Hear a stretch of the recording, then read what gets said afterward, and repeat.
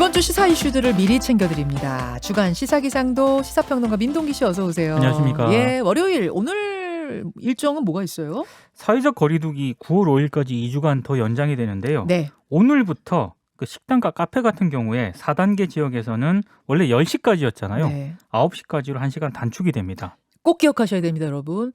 4단계 지역에서는 9시까지입니다. 밤 9시. 그리고 편의점 있지 않습니까? 네. 역시 4단계 지역에서는 밤 9시 이후에는 실내 취식을 할 수가 없고요.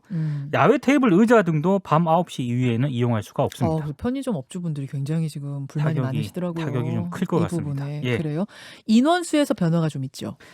백신을 접종 완료한 분들 있지 않습니까? 네. 원래는 5인 미만 범위에서 사적 모임 인원 산정 때 제외를 해주기로 돼 있습니다. 그러니까 이제 수도권에서도 오후 6시 이후에 백신 접종자가 포함이 돼 있다면 네. 3명이나 4명 모임이 가능합니다. 그렇게 되는 거죠.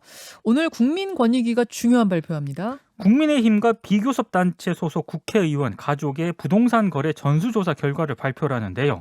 관심은 국민의힘 소속 의원들 가운데 네. 법령 위반이 과연 몇 명이나 나올 것인가. 지난번 민주당은 권익위에서 12명 찍었잖아요. 그렇습니다. 12명. 예. 근데 예. 지금 권익위에서 이 소명 자료 제출을 요구받은 의원이 한 10명 정도 되는 것으로 지금 알려졌거든요. 국민의힘 의원 중에. 그렇습니다. 만약에 좀 문제가 있는 것으로 결과가 나올 경우에 이준석 대표를 비롯해서 국민의힘이 어떤 조처를 취할 것인가 이것도 관심입니다. 그렇죠. 이거 중요한 포인트 됩니다. 이번 주. 네. 또 있습니까? 오늘 그 전국 6개 지자체 지하철 노조가요. 민주노총 회의에서 기자회견을 가지거든요. 네. 쟁의회의 계획을 발표를 합니다. 어떤 건가요? 서울 지하철 노조 같은 경우에는 이미 그 파업 투표가 가결이 됐고요. 인천, 대구, 부산 교통공사 노조도 쟁의행위 찬반 투표를 열어서 가결을 했습니다. 네. 이르면 다음 달 초에 총파업이 이루어질 것으로 예상이 되는데요. 지금 사상 최악의 적자를 기록을 하고 있거든요. 네. 지하철이. 그래서 서울교통공사가 최근 직원의 10%를 감축하는 구조조정안을 내놓았는데 여기에 노조가 강력하게 반발을 하고 있습니다. 화요일에는 뭐가 있어요? 월성 1호기 원전 경제성 평가 부당 개입 혐의 사건 재판이 시작이 되는데요.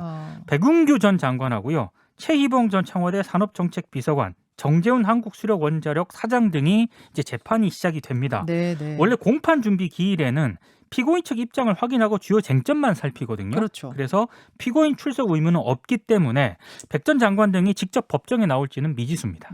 수요일에 국회가 상당히 시끄러울 것 같은데요. 언론중재법 개정안을 일단 그 더불어민주당이 국회 본회의에서 처리할 계획이거든요. 네. 화요일에 국회 법사위를 거쳐서 수요일에 이제 본회의에서 처리할 계획인데 야당이 이 필리버스터 가동을 지금 고려를 하고 있습니다. 언론중재법으로 필리버스터를. 그렇습니다. 그리고 지금 언론중재법뿐만 아니라 민주당이 탄소중립법하고요. 사립학교법 개정안도 8월 국회에서 반드시 처리하겠다는 그런 계획이기 때문에 여야가 좀 상당히 좀 마찰이 예상이 되고 있습니다. 수요일에 국민의힘 대선 주자들 그 비전 발표회도 있고 그런데 네.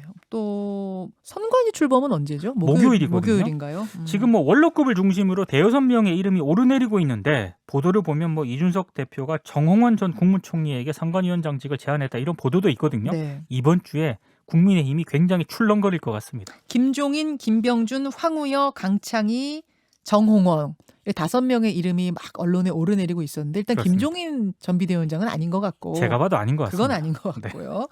또 있어요. 목요일 일정. 한국은행이 목요일 금융통화위원회 통화정책 방향 회의를 여는데요. 네. 핵심은 기준금리를 현행 0.5%로 유지할지 올릴지를 논의를 하고 있습니다. 네. 근데 이주열 한은 총재가 계속 금리 인상 가능성을 시사를 했거든요. 근데 일각에서는 코로나19 여파가 너무 강하기 때문에 10월에 인상해야 되지 않겠느냐라는 그런 여론도 있습니다. 그래서 이걸 한번 지켜봐야 될 것 같습니다. 이것도 중요한 포인트. 금요일에는 뭐 있습니까? 고승범 금융위원장 후보자의 인사청문회가 실시가 되는데요. 네. 가계부채 관리 문제라든가 가상화폐와 관련한 규제 방향 그리고 전자금융거래법 개정안 등이 쟁점이 될 것으로 보이는데요.